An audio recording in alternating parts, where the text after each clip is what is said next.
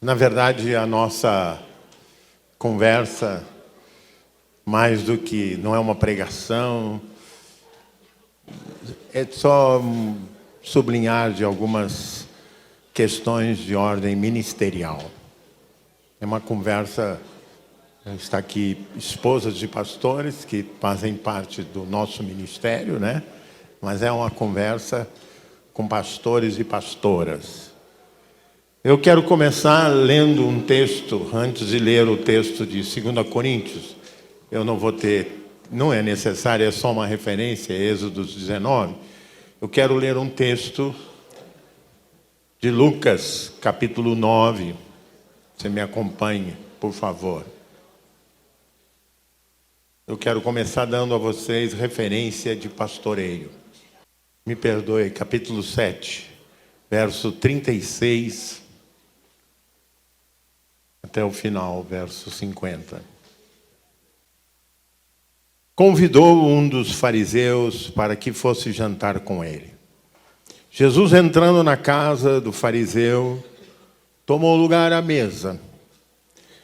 E eis que uma mulher da cidade, pecadora, sabendo que ele estava à mesa na casa do fariseu, levou um vaso de alabastro com unguento, e estando por detrás aos seus pés, chorando, regava-os com suas lágrimas e os enxugava com os próprios cabelos. E beijava-lhe os pés e os ungia com unguento. Ao ver isto, o fariseu que o convidara disse consigo mesmo: se este fora profeta, bem saberia quem é e qual é a mulher que lhe tocou, porque ela é pecadora. Dirigiu-se Jesus ao fariseu e lhe disse: Simão, uma coisa tenho a te dizer. Ele respondeu: dizia, mestre. Certo credor tinha 2 devedores. Um lhe devia 500 denários e o outro 50. Não tendo nenhum dos dois com que pagar, perdoou-lhe a ambos. Qual deles, portanto, o amará mais? Respondeu-lhe Simão: suponho que aquele a quem mais perdoou. E Jesus replicou: você julgou bem. E voltando-se para a mulher, disse o Senhor: vês esta mulher? Entrei em tua casa e não me deste água para os pés. Esta, porém, regou os meus pés com lágrimas e os enxugou com seus cabelos. Não me deste ósculo. Ela, entretanto, desde que entrei, não cessa de me beijar os pés. Não me ungiste a cabeça com óleo, mas essa com bálsamo ungiu os meus pés. Por isso te digo, perdoados-lhe são os seus muitos pecados, porque ela muito amou. Mas aquele a quem pouco se perdoa, pouco ama. Então disse a mulher: perdoados são os teus pecados. Os que estavam com ele à mesa começaram a dizer entre si: quem é esse que até perdoa pecados? Mas Jesus disse à mulher: a tua fé te salvou. Vai-te em paz. Uma das primeiras coisas que eu acho que nós, pastores, temos que aprender é desconstruir a nossa formação religiosa preconceituosa. Nós todos temos um chamado, mas nós carregamos uma herança do que é santo, do que é pecador. Nós carregamos uma herança de 4 passos para aceitar Jesus, ou 10 passos para tornar-se santo.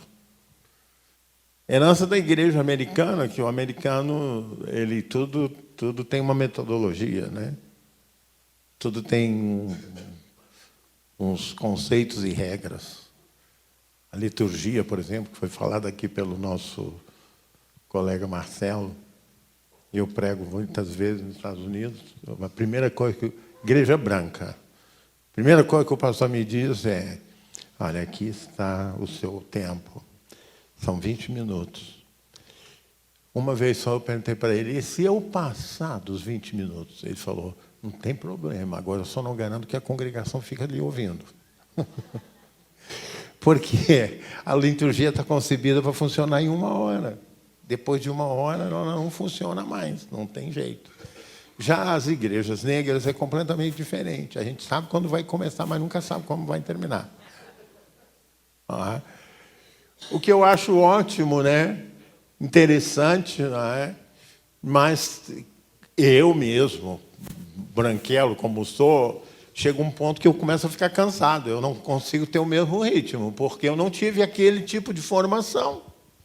Então, uma primeira coisa que nós temos que aprender é que nós trazemos introjetados o estereótipo de como a igreja deve ser, o estereótipo de como é que nós, como deve se comportar o pastor, o estereótipo do que é santo e o estereótipo do que é pecado, e que não necessariamente corresponde à maneira de Jesus pastorear. E esse, para mim, é um dos textos flagrantes do jeito de Jesus pastorear. O mais sério desse texto é que ele está como contraponto ao pastoreio que foi aqui ratificado várias vezes pelo Marcelo, de fariseus e saduceus, especialmente aqui de um líder, provavelmente um grande comerciante, que provavelmente sonegava imposto dos romanos e de Herodes, da família herodiana, porque tinha imposto para Roma, imposto para Herodes, aquela sobrecarga tremenda, né? Mas era um homem rico. E todo fariseu tinha que ter uma boa profissão. Ele não podia viver da função dele de intérprete da lei, da função de escriba, da função de líder religioso. Esse homem, numa atitude política, eu tenho por hábito, às vezes, até minha mulher chama a minha atenção, ontem eu mencionei isso aqui, eu não sou bem comportado politicamente, eu sou totalmente politicamente incorreto. Nas minhas reuniões, não é governador, presidente, não tem oportunidade de palavra. Não é? Desculpem a expressão, eu quero que se dane. Se ficar chateado comigo, vai continuar chateado até morrer. Não é? Não há lugar de destaque para aqueles que dão o maior dízimo. Eu acredito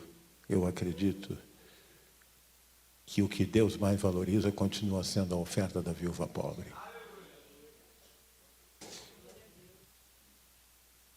Não dá para definir bem o perfil desta mulher chamada de pecadora. Porque a legislação farisaica classificava mais de 23 comportamentos da mulher que fazia com que o marido pudesse expulsá-la de casa e pedir carta de divórcio. Até queimar uma comida, um pão que queimasse era suficiente. E se ela era recusada pelo marido, ela virava pecadora. Então, porque nós também somos preconceituosos. Quando a gente pensa, lê na Bíblia pecadora, a gente pensa era uma prostituta. E isso não é necessariamente, do ponto de vista histórico-cultural de Israel, não era necessariamente, porque quem classificava quem eram as pessoas, Israel era uma sociedade de puros e impuros. E quem fazia essa classificação era o sumo sacerdote, confirmado pelo Sinédrio. Eles eram o governo religioso. O único direito que eles não tinham, e que foi liberado por Pôncio Pilatos, era o de matar.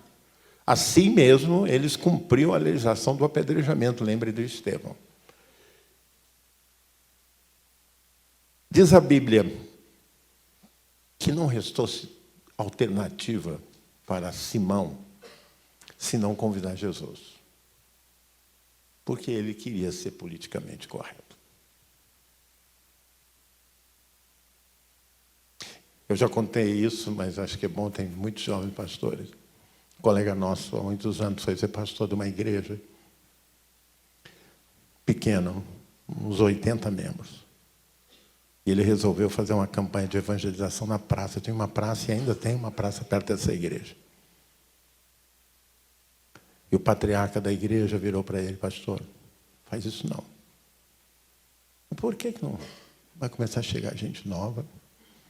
Nós aqui somos duas famílias predominantes. Os cargos já estão distribuídos entre as duas famílias. Se chegar gente nova, vai ter confusão nessa igreja.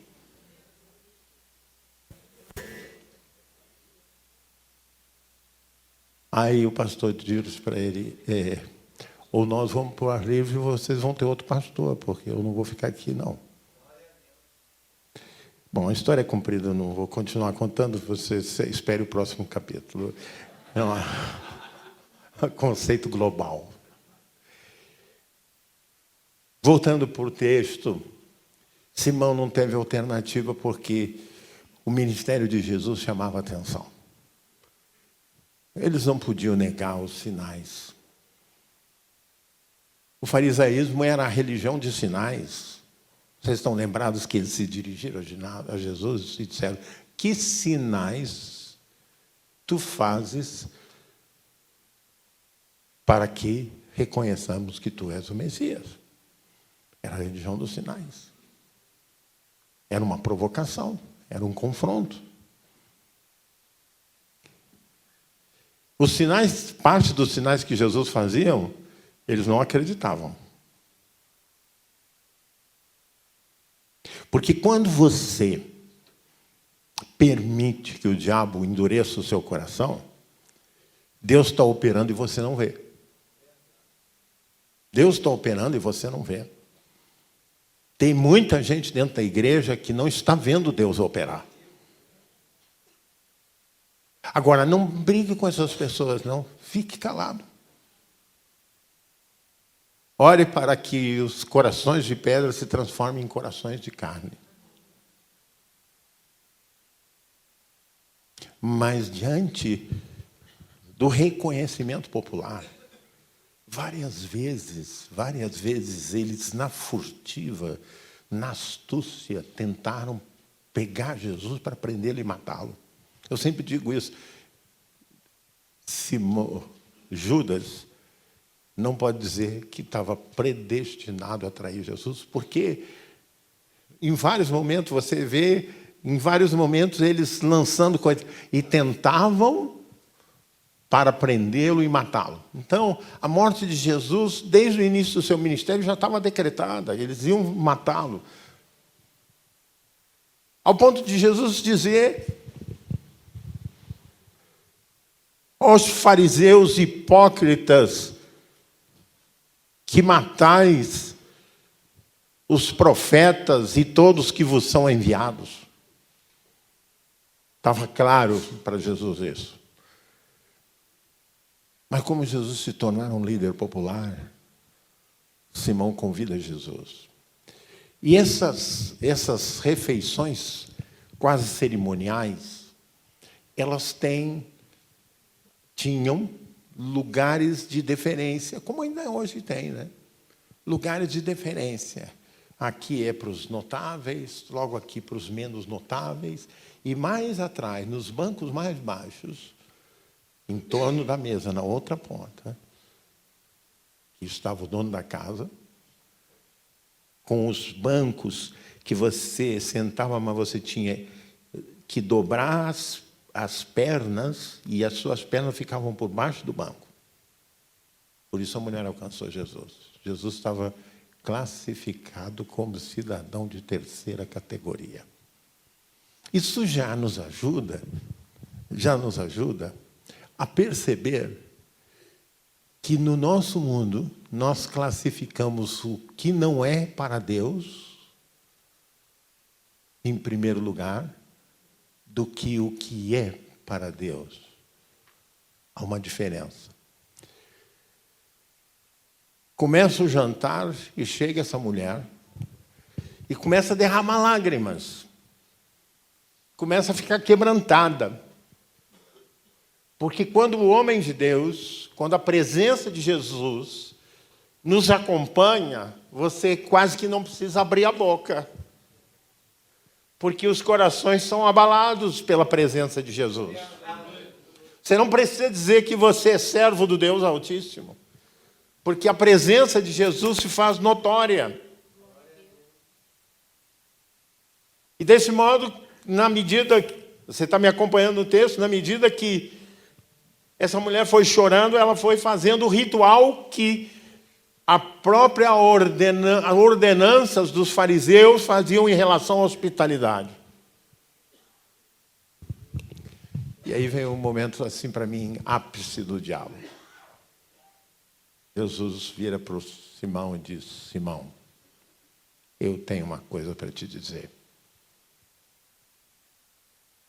Eu tenho uma coisa para te dizer. E entra, olha só como isso é interessante, entra no mundo da linguagem dos próprios fariseus. Porque a parábola é uma forma de literatura matriz da tradição judaica.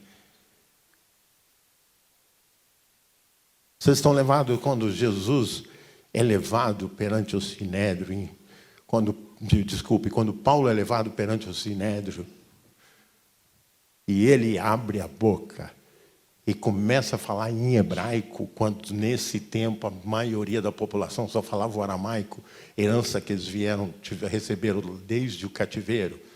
Aramaico, linguagem da Síria, da Assíria, da Babilônia. Paulo começa a falar em hebraico. E o tumulto que estava para apedrejá-lo ali mesmo, ou levá-lo para fora para apedrejar, faz-se um silêncio absoluto. Chama-se código de linguagem. Código de linguagem. Jesus pega a parábola e diz: olha, sabe o que está acontecendo? Deixa eu te contar uma história. E aí o Simão ouviu. E a história é essa aqui. Certo credor tinha 2 devedores. Um lhe devia 500 denários e o outro 50. Não tendo nenhum dos dois com que pagar, perdoou-lhe a ambos. Qual deles, portanto, o amará mais? Respondeu-lhe Simão: suponho que é aquele a quem mais perdoou. Replicou Jesus: julgaste bem. E voltando-se para a mulher, disse: Simão, está vendo essa mulher? Entrei na tua casa e você não me deu água para os pés. Ou seja, você me ignorou. Esta, porém, regou os meus pés com lágrimas e os enxugou com seus próprios cabelos. Essa mulher estava muito quebrantada. Porque para você lavar, imagine que Jesus calçava 41 ou 42. Para você lavar 2 pés de 42, tem que ter um número razoável de água. Foi muito choro.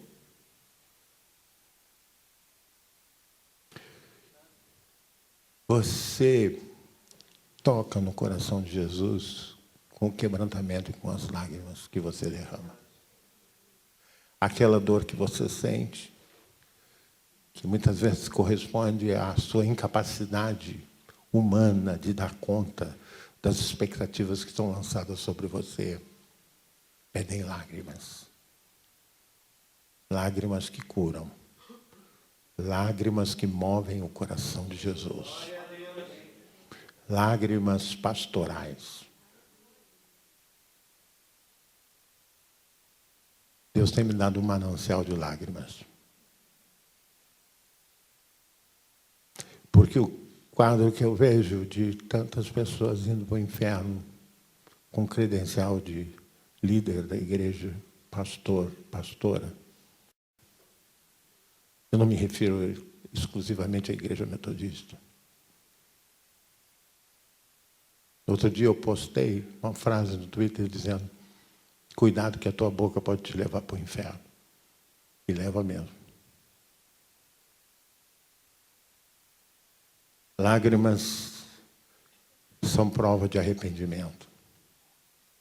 Lágrimas são mais do que remorsos. São desejos de ver a realidade transformada. E ministério pastoral é ser instrumento de transformação. E uma das coisas que mais toca as nossas ovelhas é o nosso quebrantamento. É o nosso reconhecimento de que nós não somos capazes de tudo quanto eles esperam de nós. A honestidade e a transparência faz um bem tremendo. Mas a propaganda religiosa é a propaganda da autossuficiência. Aquilo que eu falei ontem do sábio, que tem resposta para todas as coisas.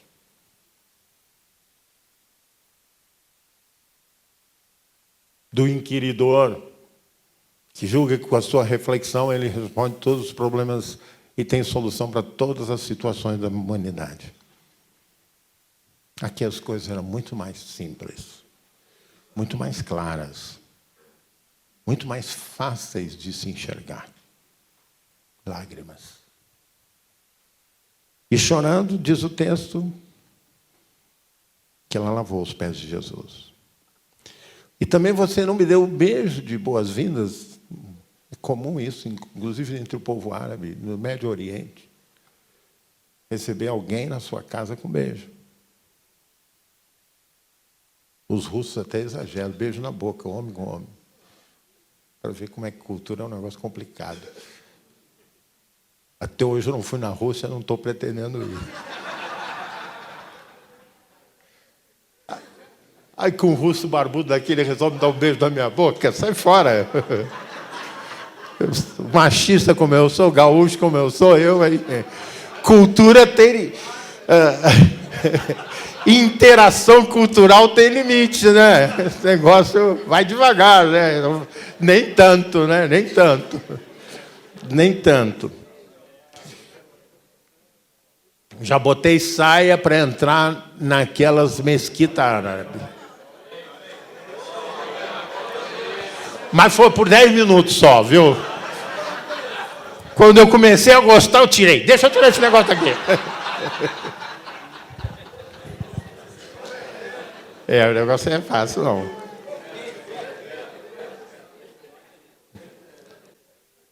Eu lembro que uma vez veio um grupo de avivamento. Uma vez veio um grupo de avivamento de americanos visitar a nossa região. E aí vieram várias moças bonitas, né? Eu estava sentado do lado do Davi, na época ele ainda não era bispo, era pastor de Niterói. E, de repente, um outro colega, que eu não vou mencionar o nome, falou assim, houve um momento assim, abraçar e beijar. E vieram várias daquelas moças, né? Ele disse, agora vou ganhar um beijo de uma moça bonita. E a gente mexendo com ele. De repente, vem um velho e tasca um beijo no rosto dele. Foi uma verdadeira decepção.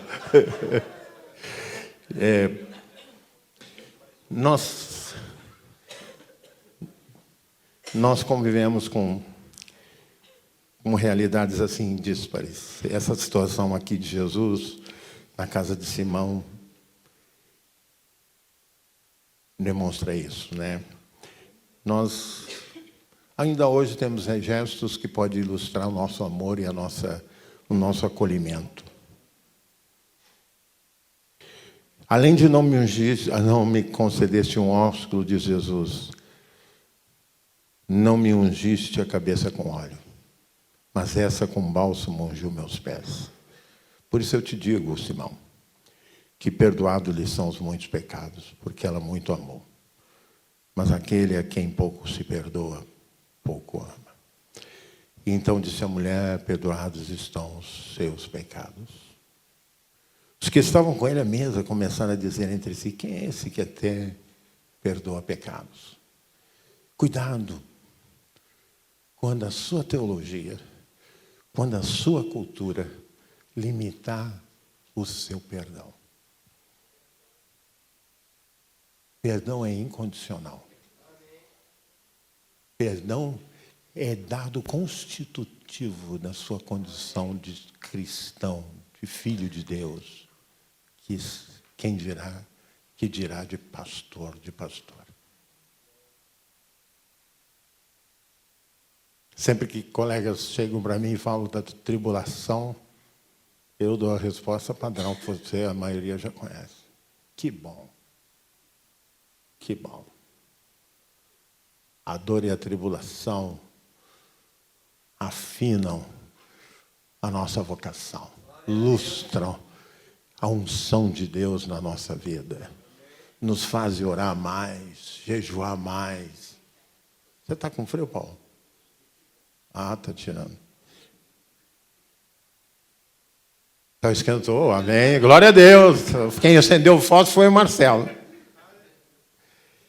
Deixa eu entrar então nas coisas, depois desse exemplo do que significa ser pastor como Jesus. Deixa eu mencionar algumas coisas que vai fazer um contraponto a algumas coisas que foram já ditas essa manhã. A primeira é que aquilo que nós sabemos muito bem e sempre lembrado para nós. Você recebeu um chamado. Não dá para resistir o chamado. Alguns são vocação tardia, mas chamado antigo. Mais antigo que a vocação, não é? O chamado já aconteceu há muito tempo. Eu acredito que eu sou pastor desde os 2 anos de idade. Quando eu tinha 2 anos de idade,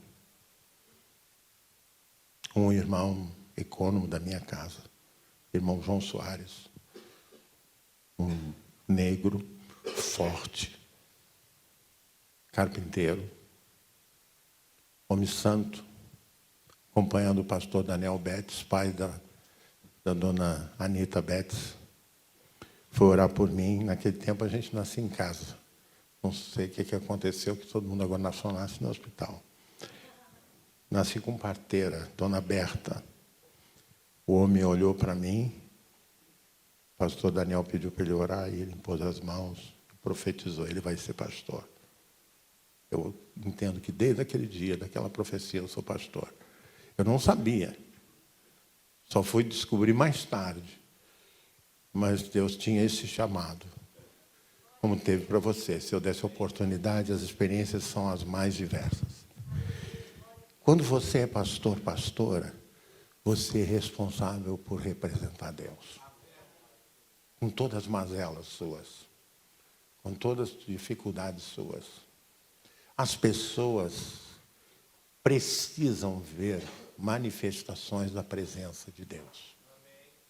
A presença de Jesus naquela casa foi a presença do amor, da compaixão, da misericórdia, frente à presença da teologia, das doutrinas, de tudo que representava a religião instituída. Você transpira a visão e a presença de Deus.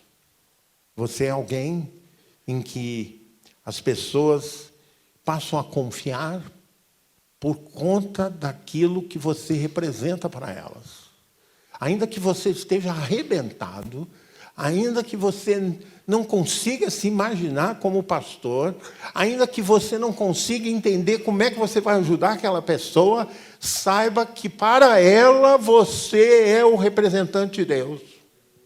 E ela espera de você alguma forma de socorro.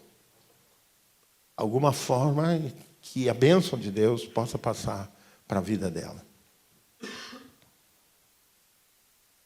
Você exerce influência eterna sobre as almas das pessoas, porque elas confiam que você fala em nome de Deus.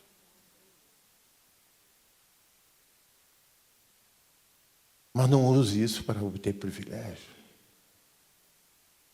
Sou servo de Deus Altíssimo, sou ungido, ninguém se levanta contra o ungido de Deus. Quem vier contra mim vai embora por 7 caminhos. Isso é arrogância. Isso é o diabo falando pela boca de servo de Deus. homem de Deus, pastor, pastora, não revida.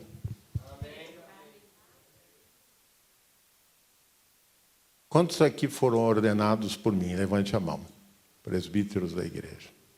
A grande maioria. Todos vocês me ouviram dizer que pastor metodista engole sapo. E não é um, não. Você já tem um ranário na sua casa. Tanto sapo que você já está dando cria de sapo. Porque é constitutivo da nossa natureza de tomar tapa na cara, de engolir sapo. Agora, eu não vou tirar o direito de você reagir, não. Mas você reage de maneira diferente. Você chama a ovelha, porque ela está descontando em cima de você, porque ela não pode descontar em cima do marido que vai dar umas porradas nela. Né? Entenderam isso? Você é o objeto de transferência dela. Aí você vai chamá-la com amor e vai dizer para ela como é que ela se comportou mal, por que que ela se comportou mal. Dizer, vou te acompanhar, vou orar por você. Eu quero ser seu amigo. Você engole o sapo. Sabe onde é que você vomita? No pó, de joelhos. Senhor, porque o que aconteceu? Senhor, isso assim, assim. E derrama a alma na presença do Senhor. Se gosta de duvidar, de vez em quando ela escorrega lá em casa. Porque se pastor recebe desaforo e leva desaforo para casa, você imagina o mesmo.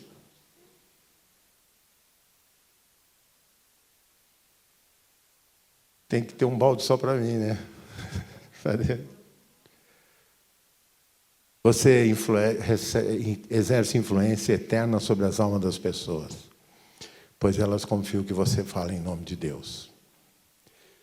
Wesley falou o seguinte, tenha paciência de me ouvir. Além de boas intenções, o pastor deve estar investido de profundo amor por todas as pessoas. Eu acho que o Marcelo leu isso de Wesley, né? Está na Bíblia também, né, Marcelo? Wesley diz assim, um amor mais profundo que aquele experimentado pelos cristãos comuns.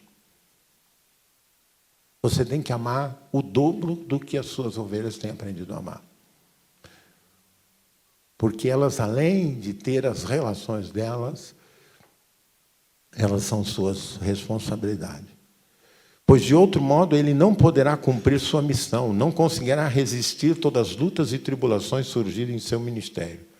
Da mesma maneira que um pai não consegue superar todas as dificuldades acarretadas pela criação de um filho, se não sentir por ele intenso amor, também o pastor, sem esse amor profundo, não terá como suportar os problemas e as dificuldades no trabalho de criar e criar muitos filhos à medida do varão perfeito em Cristo. Somente um louco, diz Wesley, seria capaz de assumir o ministério pastoral sem sentir esse afeto, esse amor pelas pessoas. Qualquer um, em seu juízo normal, escolheria ser agricultor, comerciante, a não ser que tivesse a profunda preocupação com a glória de Deus e a sede, a paixão por almas. Quanto ao seu ofício, que faz ser um ministro do Evangelho e um pastor de almas, se não a completa dedicação a Deus, a abstenção com todo cuidado e diligência de toda má palavra e obra, de toda aparência de pecado. Não foi ele chamado para ser exemplo de caráter? Não deve a sua vida estar de acordo com o seu chamado, em contínuo ato de louvor a Deus e de solidariedade com todas as pessoas? Não deve ele ser humilde, sério, prudente, gentil, paciente? Não foi vocacionado por Deus com a finalidade de providenciar luz e poder sobre a vida das suas ovelhas, guiando-os nos muitos perigos? Essa é a palavra de Wesley sobre o que significa ser pastor, pastora. Você será julgado com mais rigor que os outros. Está consciente disso? Você pode ter todas as escusas. E tem. Esse povo não é ovelha, só tem bode. Qualquer argumento que você usar. Tem consistência os seus argumentos. Mas nada, o chamado que você recebeu, Deus vai exigir de você mais do que das ovelhas. Porque você é o guia do rebanho.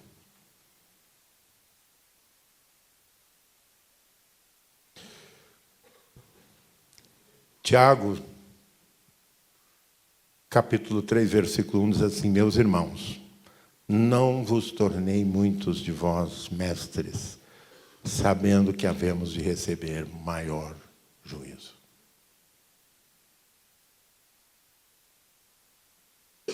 Outra coisa que eu preciso dizer sobre isso é que você não dá conta de ser pastor, nem de ser pastor. Por você mesmo, você não faz isso. É demais para você. É demais para qualquer ser humano guiar ovelhas, conduzir um rebanho. Por isso, você tem que caminhar de joelhos. Você tem que depender da capacitação de Deus. Paulo, escrevendo aos Coríntios, diz: não que por nós mesmos sejamos capazes de pensar alguma coisa como se partisse de nós. Pelo contrário, a nossa suficiência vem de Deus. Repitam comigo: a nossa suficiência vem de Deus. Continue. O qual nos habilitou para sermos ministros de uma nova aliança. Não da letra, mas do Espírito. Porque a letra mata, mas o Espírito vivifica. Você entendeu? Nós não vamos conduzir o rebanho como os fariseus queriam, na base do apedrejamento, do rigor estrito da lei que eles mesmos não conseguiam cumprir.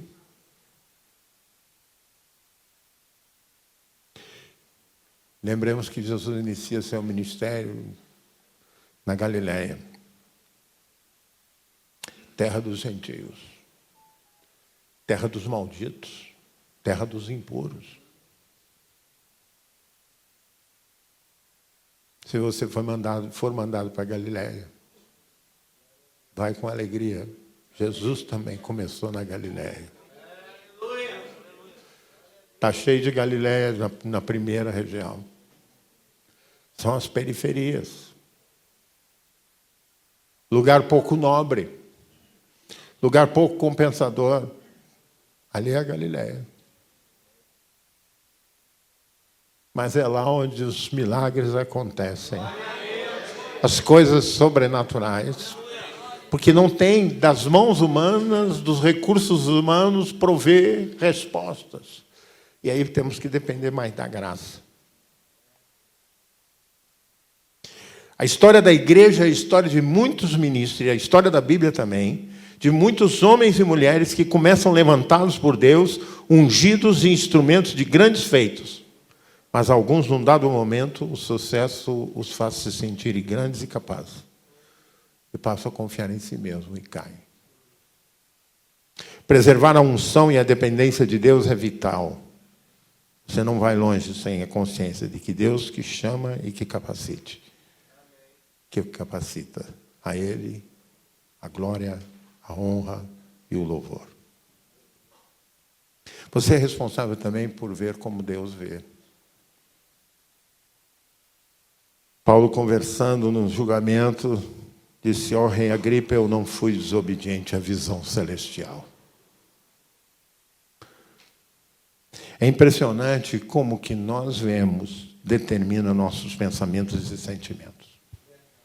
Algumas cenas, não é? Alguns telefonemas nos fazem enxergar as coisas de uma maneira desoladora.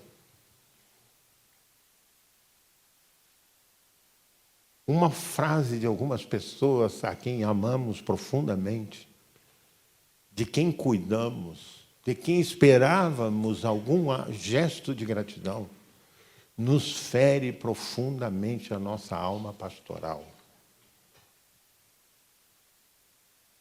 Amanhã eu vou entregar tudo, vou levar minhas credenciais, vou entregar para o bispo, não quero mais saber disso, eu não preciso viver isso de novo.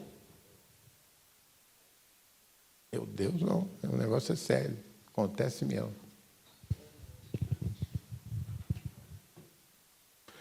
Porque em algumas situações nossas é absolutamente desumana. É caminho do Calvário.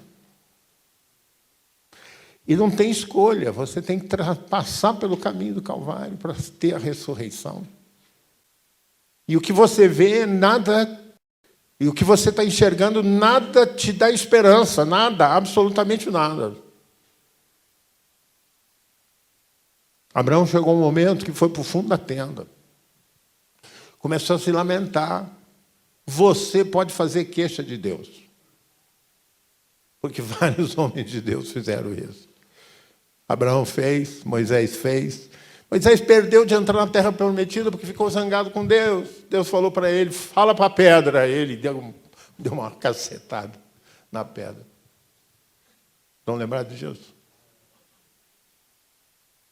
Nós somos emoção, irmãos. Nós temos coração. Nós precisamos pôr esse coração nas mãos do Senhor.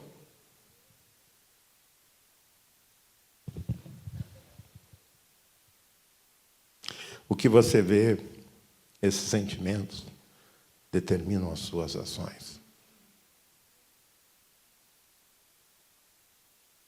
Tem hora que você tem que fechar a porta do seu escritório. Não ouvir ninguém, não falar com ninguém, senão com Deus. Porque é Ele que pode mudar o seu coração. É Ele que pode mudar a sua visão. Deus sabia que Abraão precisava sair da tenda. Então Ele, diz o texto, conduziu-o até fora. Nós cantamos aqui ontem, segura na mão de Deus e vai.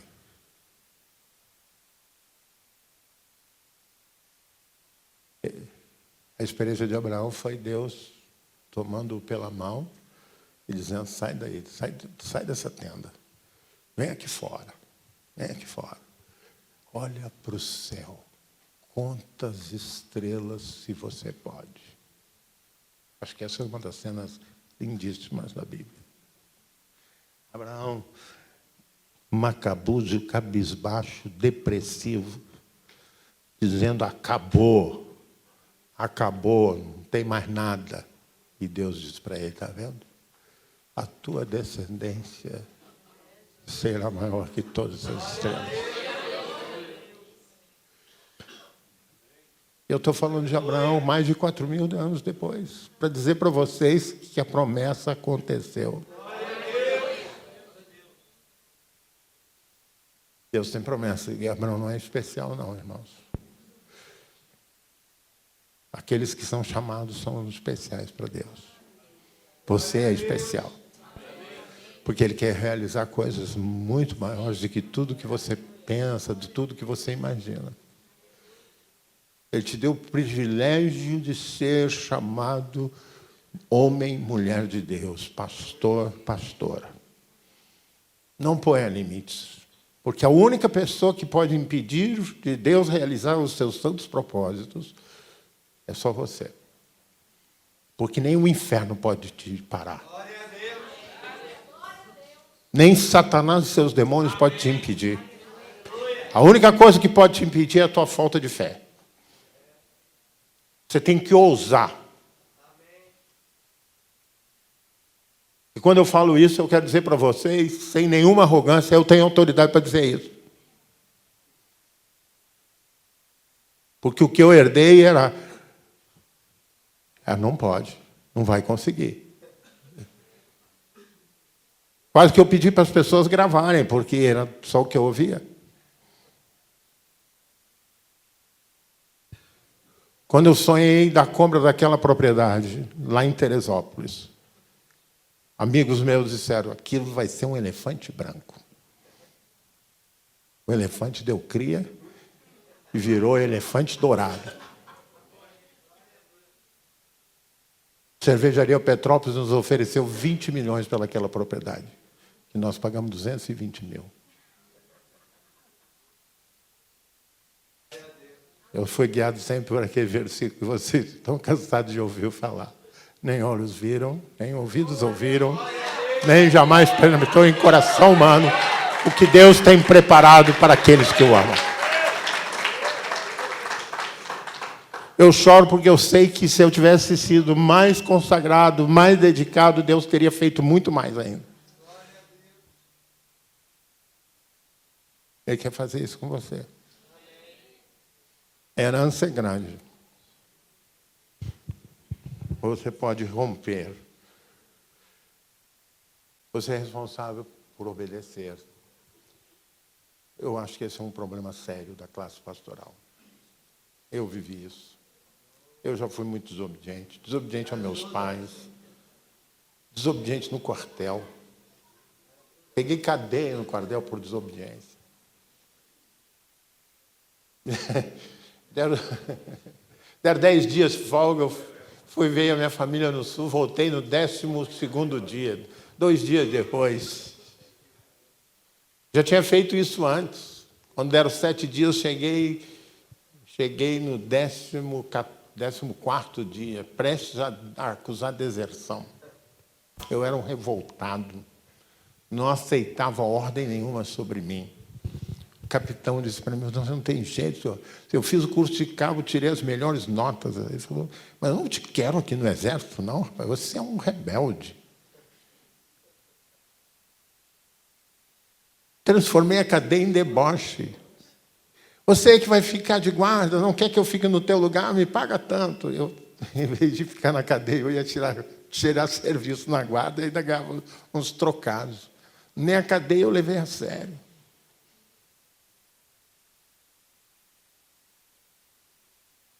Mas eu tenho aprendido que obedecer é melhor do que sacrificar. Esse é um grande desafio. Porque você não vai conseguir que o seu rebanho seja obediente à palavra se você não for obediente à palavra. Porque, queridos, você está dizendo, olha para Jesus, mas o que eles enxergam é você. Tem jeito. Então você é responsável por viver aquilo que você ensina e prega. Ou então para de pregar. Você é responsável por isso e você é responsável pela visão missionária da sua igreja. Não é? Deus é que dá o crescimento. Mas você tem que sonhar com isso. Sua igreja vai ser de oração se você for um líder de oração. Sua igreja vai evangelizar se você faz apelo. Uma das visões que Deus deu é que na igreja metodista no estado do Rio de Janeiro, um culto não pode acabar sem apelo à conversão.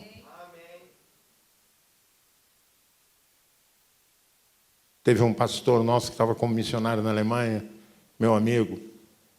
Nós estávamos começando a explodir em crescimento, isso foi nos anos 90.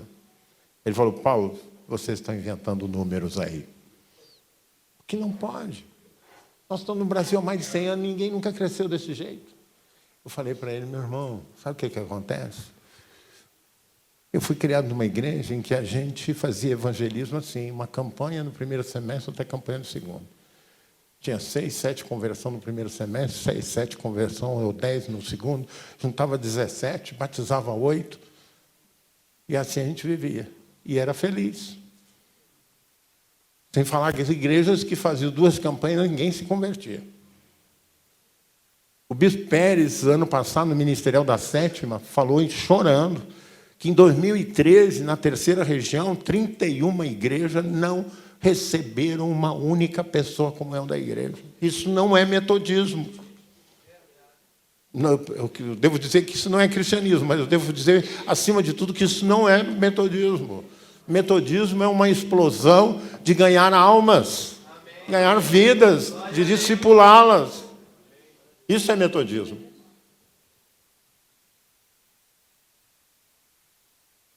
Então,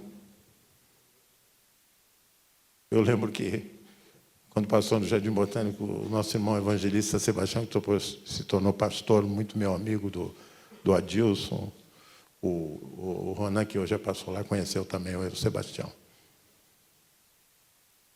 Nós estávamos tendo uma campanha, eu era o pastor ajudante, o bispo Almir era o pastor titular da igreja. Convidamos o reverendo Azer Ramos para pregar. O Azer é irmão do Abner, que é membro, ovelha do Marcelo, lá no Catete. E o Azer tinha as pernas meio tortas, assim, baixinho, parecia um pouco com Garrincha. E o Sebastião na porta da igreja, suba, o Garrincha se converteu, está pregando aqui. Entrou um bando de gente para ver o Garrincha pregar. Aí eu vi aqui e falei, Sebastião, você está mentindo para as pessoas, como é que a gente vai conseguir ganhá-las para Jesus com mentira? Para com isso. Ele falou, pastor, não tinha pensado nisso, não. Eu queria ganhar alguns de alguma maneira. Mas se você não evangelizar, o seu rebanho não vai evangelizar. Que a graça que excede todo o entendimento e que trouxe você aqui, que fez de você pastor, pastora, esteja nutrindo o seu ministério. Amém. Vamos ficar em pé. Eu vou pedir a nossa irmã Miriam que nos eleve a Deus uma oração de adoração ao nosso Deus, pedindo que o Senhor continue neste culto que é dele. Obrigada, comunhão. Senhor, que bom estarmos juntos, que bom é poder sentir que Teu Espírito tem uma água fresca para cada um de nós, nos motivando a pensar, a refletir, a desejar quebrantar nosso coração, a termos mais intimidade contigo. Louvamos o Teu nome, Senhor. Continua a falar conosco. Não nos permita ficar da mesma maneira.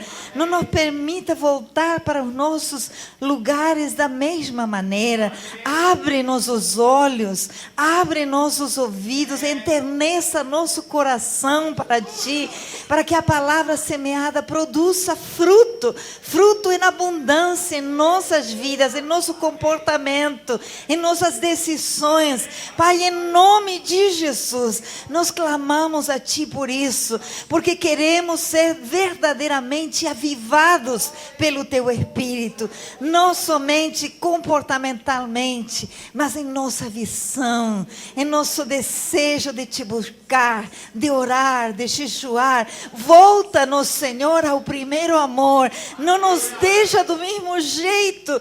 Por favor, Senhor, continua a trabalhar conosco em nosso dia a dia, em nossa casa, em nosso lar. Senhor, que a nossa primeira igreja, que nosso lar seja de fato nossa primeira igreja, onde Teu nome seja glorificado, onde haja oração, onde haja quebrantamento, onde haja amor, onde haja união. Pai, em nome de Jesus, nós louvamos o Teu nome e sabemos que Tu ainda tens muito mais para cada um de nós.